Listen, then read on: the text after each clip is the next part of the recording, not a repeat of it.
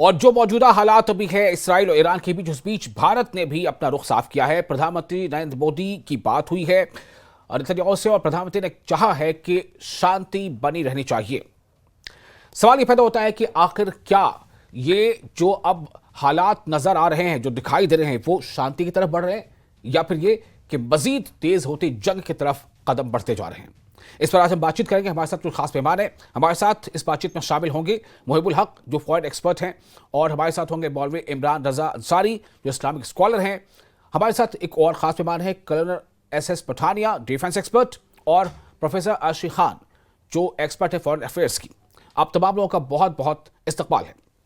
सबसे पहले मैं आपके पास आना चाहता हूं मौलवी इमरान रजा अंसारी साहब, हमें सिर्फ थोड़ा ये ब्रीफ कर दें आप सबसे पहले कि इस वक्त जो हालात है वो क्या है, ईरान के सामने ये कितनी बड़ी चुनौती है और ईरान किस दहाने पर खड़ा है। बहुत बहुत शुक्रिया विशाल साहब, आपने मुझे मदऊ किया इस प्रोग्राम में। देखिए, इस वक्त जो ईरान की इंटरनल सिचुएशन है उसमें अभी भी इज़राइल के जो तैयारे हैं वो अभी भी हमला कर रहे हैं। अभी 1 घंटा पहले इज़राइल ने एक बिल्डिंग पर जो मिसाइल लगाए हैं, वो एक मस्कूनी बिल्डिंग है, जो एक प्राइवेट बिल्डिंग है, एक रोड है तेहरान में, उसको चमरान कहते हैं।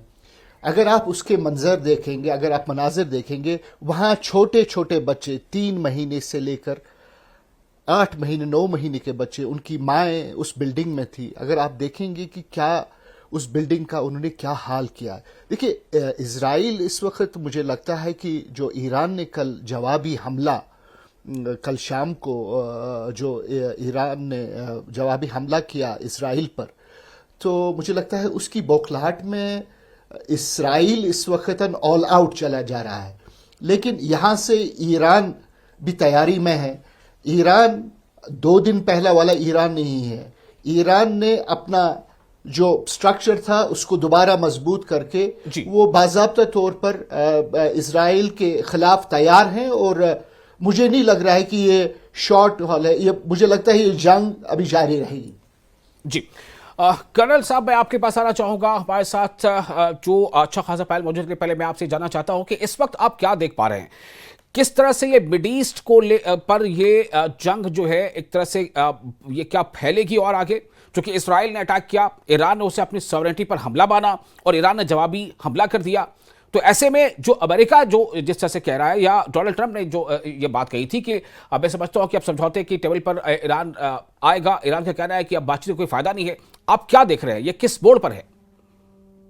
देखिए सर, इसमें आप थोड़ा सा पहले अगर आप बैकग्राउंड पे जाएं जी, बैकग्राउंड का मतलब ये है कि अगर हम देखते हैं इस समय इजराइल और हमास के बीच में पिछले तकरीबन 2 साल से जंग चल रही है। जी, और हमास को और हिजबुल्लाह जिसके खिलाफ इजराइल लड़ रहा है, ये दोनों को माना जाता है कि ये ईरान की प्रॉक्सी है। उसके बाद that is one aspect which is going on. दूसरा एस्पेक्ट ये है कि यूएसए वो नहीं चाहता है कि ईरान जो है वो एक न्यूक्लियर पावर बने। उसके लिए वो समझौता करना चाहते हैं। उसके लिए उन्होंने उनके ऊपर बहुत ज्यादा सैंक्शन भी लगाई। और अभी शायद उनको ये या तो मोसाद को या सीआईए को जी, और जो इंटरनेशनल एटॉमिक एजेंसी है उसने भी ये बयान दिया है कि Iran is in the verge of making a nuclear bomb. अभी इन दोनों देशों ने बेसिकली, इसमें हम ये मान के चले हैं कि जो भी कार्रवाई हो रही है वो अमेरिका कर रहा है, इसको इजराइल सिर्फ एक मोहरा है जी, जो उसको एग्जीक्यूट कर रहा है। तो उन्होंने ये पहले अटैक किया ईरान के ऊपर, जिसमें उनके आर्मी के जो टॉप रॉस थी, उसके अलावा साइंटिस्ट और न्यूक्लियर साइट्स। और उसके बाद आता है रिटेलिएशन ईरान का, जो जरूरी भी था, बिकॉज कोई भी नेशन जो सॉवरेन नेशन है वो ये नहीं चाहेगा कि उसके ऊपर अटैक हो। जी, तो उन्होंने रिटेलिएट कर दिया। अभी इस समय जो सिचुएशन है, अभी ट्रंप खुल के सामने आ गए हैं। उन्होंने ईरान को वार्न करना शुरू कर दिया है कि जी, आप जो है संभल जाइए, अदरवाइज नतीजे आपके लिए एक अच्छे नहीं होंगे। अभी अब ये देखिए, अगर हम बात करते हैं यूएसए की जो प्रेजेंस है मिडिल ईस्ट में, वो कई जगह उन्होंने अपने अड्डे बनाए हुए हैं। इजराइल उनके पास पैसे की कमी नहीं है, स्टेट ऑफ आर्ट वेपन्स की कमी नहीं है। जी और उसके बाद इजराइल के पास न्यूक्लियर बॉम्ब है, ये भी आप मान के चलिए। जी ईरान शायद कोशिश में है या बना चुका है, I don't know about it, but officially उनके पास अभी न्यूक्लियर बॉम्ब नहीं है। और इजराइल को ये गलत फहमी है या कि अपनी सोच है कि ईरान के पास अगर एटम बम आ जाएगा वो हमारे ऊपर यूज करेगा। और जिस तरीके से आप उनका एरिया देखें, ज्योग्राफिकल एरिया जो है वो इतना छोटा है कि उनको लगता है कि हमारा जो अस्तित्व है वो खतरे में पड़ जाएगा। जी और हमारे लिए ये जरूरी है कि या तो ईरान कोई उसको डील को साइन करे, या फिर उसकी न्यूक्लियर जो कैपेबिलिटी है उनको डिले किया जाए और तब तक नेगोशिएशन हो। जी अभी अगर हम वॉर वेजिंग कैपेबिलिटी की बात करते हैं हम्म प्रेजेंट के अंदर, hmm Israel backed by USA, Britain and western countries, they can literally ruin जी द ईरान। जी जहां तक ईरान की बेटे जहां तक ईरान की प्रॉब्लम है, जी वो सिर्फ मिसाइल या ड्रोन के साथ ही अटैक कर सकता है, क्योंकि इसराइल और ईरान के बीच में जो एरियल बाउंड्री है दैट इज अराउंड 1600 किलोमीटर। जी और जॉर्डन ने अभी ये क्लियर कर दिया है कि they will not permit their air space to be used by Iran. और उनके अगर ड्रोन और मिसाइल्स आते हैं, एयरक्राफ्ट, तो वो ले जा नहीं सकते। तो उनकी जो एप्लीकेशन होगी फोर्स लेवल की, though they are very powerful, they can make use of their navy also in the red सागर एरिया, जी बट वो कितने लोगों के साथ लड़ सकता है। और जहां तक उनके सपोर्ट में लोगों का सवाल है, देखिए चाइना और रशिया इस समय ईरान को सपोर्ट कर रहे हैं। रशिया की आप प्रॉब्लम देखिए, वो ईरान से खुद ड्रोन मांग रहा है यूक्रेन से लड़ने के लिए। हम्म चाइना जो है वो उसने अपनी अपनी काफी जगह भी अपने रिसेंट देखा होगा, जो इंडो पाक हमारा जी जो वॉर हुआ था उसके अंदर वो भी पूरी तरह इन्वॉल्व है। और उस समय ऑपरेशन सिंदूर अभी भी चल रहा है। तो ये जो है, और उसके बाद आप देखिए अगर ये धमकी दे रहे हैं khomeini साहब कि हम ना सिर्फ इसराइल को छोड़ेंगे बट उसके जो सपोर्टर्स हैं उनको भी हम नहीं छोड़ेंगे, तो मेरे को नहीं लगता है कि उनके पास इतनी कैपेबिलिटी है। Probably they are trying to bite much more what they can chew. जी तो एम ये है कि वर्ल्ड वॉर जो है शुरुआत हो सकती है, अगर कल को सारे जो नेशंस हैं वो सब कुछ छोड़ छाड़ के इसके ऊपर आ जाते हैं, तो देयर बिल्कुल इज अ ग्रेट चलिए अभी इस पर पॉसिबिलिटी और ऑफ बात अ करते हैं। थर्ड। प्रोफेसर अर्शी खान भी मौजूद हैं, फॉरेन एक्सपर्ट हैं इस मामले पर। प्रोफेसर साहब, मेरा सवाल आपसे यही होगा कि ये सब लोग समझ रहे हैं कि दरअसल इसराइल सिर्फ इसराइल नहीं है, इसराइल सिर्फ अकेला इस जंग में नहीं है। अगर वो जंग इसको आप कहें अब, तो फिर ऐसे में क्या हालात बनते हैं जब किसी को पता है दो फरीक, यानी अगर ईरान है और इसराइल है, और इसराइल के साथ वो अकेला नहीं है, उसको हर तरह की मदद उसको मिल रही है, तो ऐसे में ईरान क्या करे? क्या ईरान इसराइल के हमले का जवाब ना दे? क्या ईरान अगर जवाब देता है तो उसके पास बहुत तरह की रेस्ट्रिक्शंस हैं, जैसे अभी पठान साहब ने कहा? देखिए, ये आपने शुरू से देखा होगा सन 2003 से, जब ईरान को फोर्स किया गया, उसने जो है एनपीटी का एडिशनल प्रोटोकॉल साइन किया। एडिशनल प्रोटोकॉल साइन करने का मतलब ये था कि ईरान ने बेसिकली बहुत ज़्यादा झुक के बात की। जी तो ईरान का हमेशा, अगर आप देखेंगे, अगर पूरी क्रोनोलॉजी आप निकालते हैं या उसकी बायोग्राफी निकालते हैं ईरान की, तो ईरान जी ने हमेशा कोशिश किया कि हम थ्रू निगोशिएशन चीज़ों को सेटल करें। हम्म और लेकिन इसमें आप देखेंगे कि जब भी ईरान ने कोशिश की, आपने देखा होगा 2015 में न्यूक्लियर आपके एग्रीमेंट हुआ, मतलब P5+1 है, और इसके ईरान के बीच में, जिसको ट्रंप ने तोड़ दिया आपके 2018 में। जी इसके पहले न्यूक्लियर स्वैप की बात जो है आई थी, उसमें टर्की और सेंट्रल एशिया की कंट्रीज थी, 2009 की बात मैं बता रहा हूँ। जी तो जब भी ईरान ने कोशिश किया तो वो कामयाब नहीं हुआ। इसके बाद आप देखेंगे कि ईरान को मुसलसल हिट किया गया। अभी तो 9 इनके न्यूक्लियर साइंटिस्ट मार दिए गए, लेकिन इसका मतलब ये नहीं कि न्यूक्लियर साइंटिस्ट वहाँ खत्म हो गए, बहुत सारे अभी हैं। जी इसके पहले आप देखें कि उनको किया गया, फिर उसके बाद वहाँ पे साइबर अटैक हुआ, तरह तरह से मतलब किया गया। उसमें परेशानी ये आ रही है कि अगर आप देखेंगे कि पूरे मिडिल ईस्ट में जो लड़ाई है, वो बेसिकली मैं कहूँगा कि सिविलाइजेशनल फोर्सेस और ब्रिटिश फोर्सेस के बीच में है। वो लोग जो इंसान हैं हम्म और दूसरे लोग जो मतलब दंगाई हैं, जिनको कहा जाए टेररिस्ट है।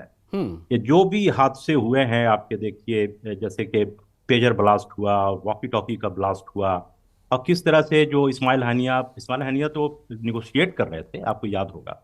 उसको मार दिया इन्होंने। तो जर्नलिस्टों को मारा गया। आप भी जर्नलिस्ट हैं, आपने देखा होगा कि सेकंड वर्ल्ड वार और फर्स्ट वर्ल्ड वार को मिला लें आप, और जी। उसके बाद जितनी भी वॉर्स हुए अब तक उसको आप मिलाएंगे तो शायद 226 से ज्यादा नहीं मरे होंगे। 226 सिर्फ गाजा में जर्नलिस्टों को मार दिया गया।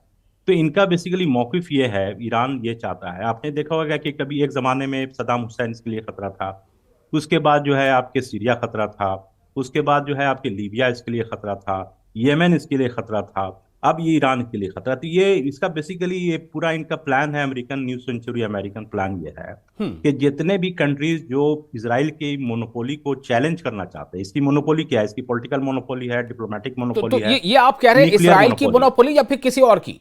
क्योंकि नहीं पठानी साहब कह रहे हैं कि इसराइल तो महज मोहरा है। ना ना ना, मैं तो ये नहीं कहूंगा, इसलिए कि मैं तो खुद पढ़ाता भी हूँ, मैं जानता हूँ चीज़ों को, और मैं और भी डिप्लोमेट से इंटरेक्ट करता हूँ।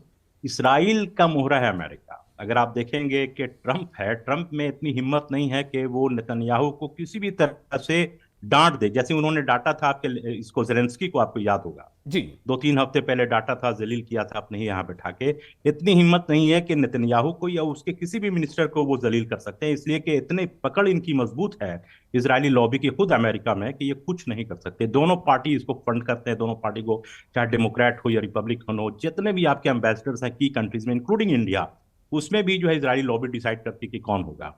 तो इसराइल जो है बेसिकली ये एक मेन रियल फोर्स यही है। और मैं ये कहूंगा कि एक जमाने में जैसे कि जो आपके कंटिन्यूएशन था आपके कॉलोनियल पावर्स का, इंपीरियल पावर्स का, वो इसका मतलब नया फॉर्म है जो कि मिडिल ईस्ट में ये बैठा हुआ है। और थ्रू आउट देखेंगे आप कि भाई इराक ने जो है सिक्योरिटी काउंसिल यूनाइटेड नेशन को फॉलो किया और सारे इंटरनेशनल लॉ को फॉलो किया, ईरान ने भी फॉलो किया, लेकिन कभी भी किसी भी मुआहदे पे, किसी भी यूएन के रिजोल्यूशन पे इसराइल ने फॉलो नहीं किया। ठीक है। और जिस तरह से इसने अटैक किया, इससे ये पता जी। चलता है कि इसकी जहनियत क्या है। जी बिल्कुल। मोहिबुल हक साहब हमारे साथ मौजूद हैं, एक्सपर्ट हैं फॉरेन अफेयर्स के और खासतौर से मिडल ईस्ट के मामलों में। मोहिबुल हक साहब, मैं आपसे ये सवाल लेकर आ रहा हूँ। 2 दिन पहले तक हालात ये थे, सवाल थे कि क्या करेगा ईरान, ईरान का जवाब देगा क्या, ईरान में वो सलाहियत है, वो ताकत है, बहुत तरह के सैंक्शंस उसके साथ है। तो लेकिन ईरान ने जवाब दिया, अब आगे क्या? देखिए, जिस तरह से ईरान पे अटैक हुआ, तो ईरान के लिए ये जंग सर्वाइवल की जंग है, ईरान के लिए ये एग्जिस्टेंशियल थ्रेट है। यानी आज की डेट में सबसे पहले हमें वर्ल्ड के जो न्यूक्लियर रिजीम है उसको समझना पड़ेगा। जो 5 बिग बॉसेस हैं, जो 5 मेंबर्स हैं यूएन सिक्योरिटी काउंसिल के, वो न्यूक्लियर पावर है जी। और वो न्यूक्लियर क्लब के मेंबर कहलाते हैं। उसके अलावा 3 डिक्लेयर्ड न्यूक्लियर पावर हैं, जिसमें इंडिया, पाकिस्तान और नॉर्थ कोरिया, और एक अनडिक्लेयर्ड न्यूक्लियर पावर है जिसे इजराइल हम कहते हैं। इजराइल के पास न्यूक्लियर बॉम्ब्स हैं। आज तक आपने नहीं सुना होगा कि अमेरिका ने या यूनाइटेड नेशंस ने कोई ऐसा प्रेशर बनाया हो कि आईएईए यानी इंटरनेशनल एटॉमिक एनर्जी एजेंसी को एक्सेस दिया जाए इजराइल के न्यूक्लियर प्रोग्राम के। यानी अगर इजराइल के पास न्यूक्लियर बॉम्ब्स हैं, जौहरी हथियार हैं, और वो कंट्री जो एक हैबिचुअल ऑफेंडर है, जो ह्यूमन राइट्स के वायलेशन के लिए, पीस को डिस्टर्ब करने के लिए 1948 से लेकर आज तक जिम्मेदार, उस कंट्री के बारे में कभी ये बात नहीं की जाती है, उसे एबव लॉ समझा जाता है। इंटरनेशनल लॉ है या कोई इंटरनेशनल नॉर्म है, उससे ऊपर है इजराइल। इतनी privilege position United states of America ने इजराइल को दे रखी है। यानी आप समझिए, जो सीज फायर को भी वीटो करता है जहां पे कत्लेआम हो रहा हो गाजा में, उस अमेरिका ने। तो ऐसी हालत में ईरान के ऊपर इतना ज्यादा प्रेशर बनाना, एक कंट्री जो ऑलरेडी समझिए इतने दिनों से सैंक्शन बर्दाश्त कर रही है। और एक बात याद रखना चाहिए कि 1979 से लेकर के, यानी जब ईरान में इंकलाब आया, आज तक उस पूरे इलाके में अगर कोई अमेरिका की इंपीरियलिज्म को, अमेरिकी इस्तेमारियत को और इजराइल की गुंडागर्दी को कोई चैलेंज कर रहा हो तो सिर्फ और सिर्फ ईरान है।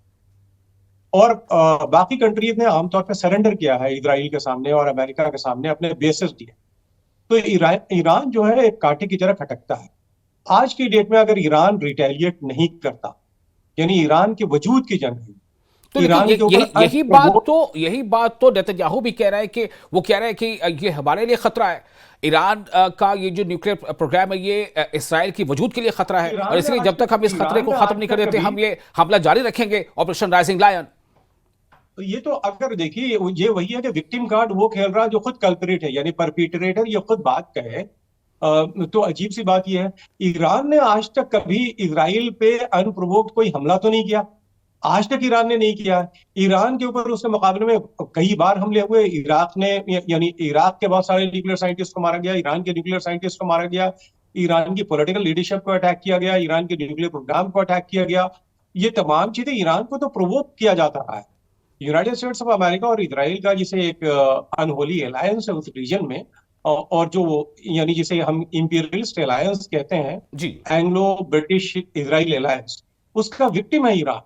तो ईरान सिर्फ अपने वजूद की जंग लड़ रहा है, और ईरान का ये लेजिटिमेट राइट है। आप अंदाजा लगाइए कि इतनी बड़ी तादाद में शहरी मारे जाएं, न्यूक्लियर साइंटिस्ट मारे जाएं, मिलिट्री लीडरशिप मारी जाए और शहीद हो जाए, तो अल्टीमेटली जो डोमेस्टिक कंपल्जन होता है लीडरशिप का, यानी पूरे नेशनल लेवल पे जो ईरान में एक सेंटिमेंट्स होंगे, उसके मुताबिक इस ईरान को जवाब देना होगा। और अगर ईरान जवाब नहीं देता है तो ये कंटिन्यू करेगा, इजराइल की जो ये इस तरह के अटैक हैं, इस तरह के ऑनस्लॉट है, वो कंटिन्यू करेगा। ठीक है। तो ईरान जी आज की दौर में अपने अपने वजूद की जंग लड़ रहा है। जी कर्नल एस पठानिया साहब, मेरा सवाल अब आपसे ये होगा कि ईरान अपने वजूद की लड़ाई लड़ रहा है, जो अभी मोहिबुल साहब कह रहे हैं। एक तो ये कि आप इस पर कितना इत्तेफाक रखते हैं, और दूसरी बात ये, मेरा सवाल अब ये होगा कि अगर ईरान ऐसा नहीं करता तो क्या करता? क्या उसे अब आपको ऐसा दिखता है कि जो डोनाल्ड ट्रंप कह रहे हैं कि ईरान जो है उसे अब बहुत तगड़ी चोट पहुंची, और मैं समझता हूं कि वो बातचीत के टेबल पर आएगा, लेकिन उसके बाद ही ईरान ने ये हमला भी किया है, तो ये ईरान क्या इस कैपेबिलिटी के साथ है? क्या उससे दूसरे ऐसे किसी देश का साथ मिल सकता है या मिलेगा कि वो इस जंग को आगे सस्टेन कर सके? अगर नहीं कर सकता है, नहीं साथ मिल पाता है, तो फिर ईरान के लिए क्या है, क्या बचता है? देखिए, सबसे पहले तो मैं थोड़ा बात करूंगा कि because every nation who is at war they play victim card.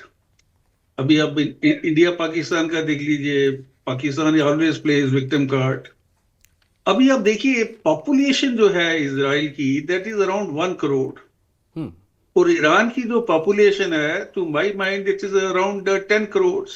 जी दूसरी तरफ आप देखिए कि उनका एरिया, अगर उसको कंपेयर करेंगे, I am very sure Iran का जो एरिया है उनसे बहुत ज्यादा है, जी मे बी 7-8 टाइम्स मोर। दूसरी, मेरे एक अभी हमारे दोस्त ने बात की थी कि इजराइल इज कंट्रोलिंग यूएसए। अभी देखिए, एक नेशन जो which is in the process of coming up and it has to fight for its survival. अभी आप इसको भी मान के चलिए, ईरान ने अगर हम ये मान के चलते हैं कि हमास और हिजबुल्लाह को ईरान सपोर्ट नहीं कर रहा है, then I leave it to the audience.